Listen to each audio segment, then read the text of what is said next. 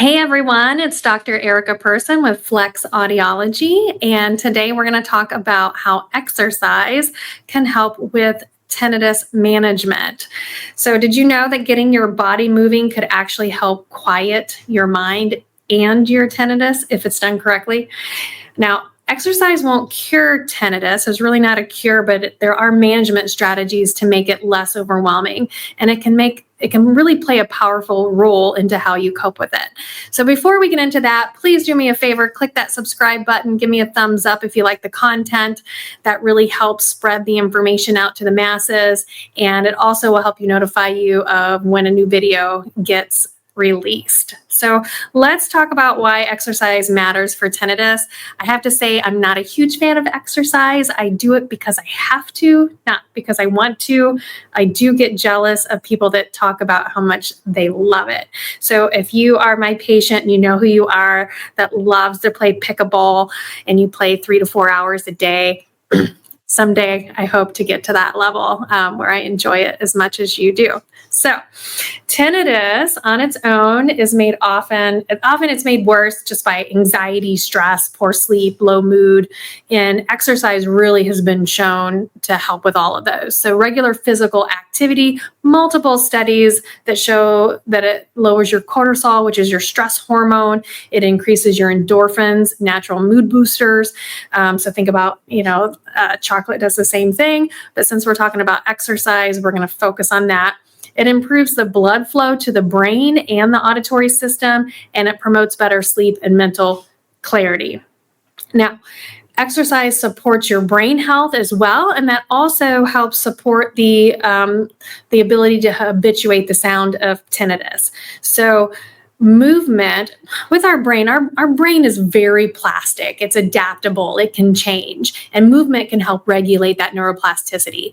And we want to really rewire it and train it to say, hey, this signal is not alarming. It's not a threat. And we really want to move it into the non-threat category. And that's specifically what tinnitus treatments like CBT, which is cognitive behavioral therapy, and tinnitus retraining therapy, that's their goal. That's what they want to do. And exercise supports those therapies by keeping your brain in a healthier, more adaptable state. And I'm not talking about you don't have to run a marathon. No one's asking you to get that aggressive. We're looking for maybe 30 minutes of light to moderate activity that can make a difference, or even simply just going for a walk. If you don't want to go outside because in Indiana, when it's cold and rainy and nasty, maybe get a walking pad, just do something. And so walking, hiking, once it gets warmer, maybe swimming, if you got an indoor water aerobics, anything that's kind of gentle, relaxing. This doesn't have to be a stressful thing.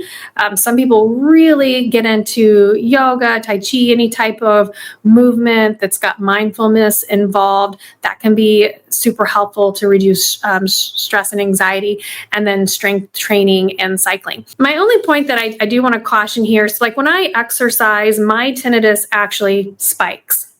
And the main reason it spikes is because I have found that when I use a specific product that plugs up my ear and it connects to my iPhone, I want to name it, but when I use those, it actually makes my tinnitus get worse. And that's whether I'm exercising or not. So I know mentally when I'm going to exercise and I'm going to use those Bluetooth devices, I just know that my tinnitus is going to get worse. But because I know that, it doesn't bother me, and I know it's going to go away. And it also could be just tied to my increased blood pressure.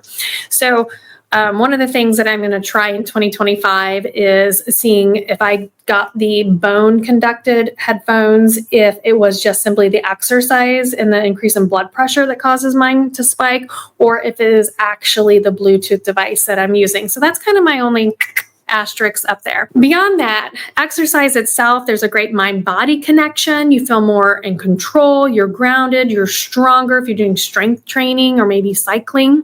And it really helps build resilience up against stress and emotional reactivity to tinnitus.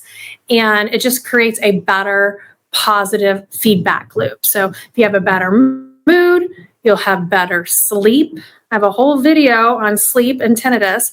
And if you have better sleep, you have less tinnitus distress. So it just kind of is all encompassing. It's a nice little loop there. And then again, like I brought up before, it's really exercise is just part of a holistic treatment approach. So we're looking at multiple facets of your life. It complements the CBT, the TRT, any type of sound therapy, hearing aids. And so think of it as a foundation. It's not a cure, but it's a key ingredient in long-term tinnitus management. So that is a lot, which is why it's so important that you find a tinnitus specialist, somebody that's been trained specifically on looking at all of these different key facets of your life.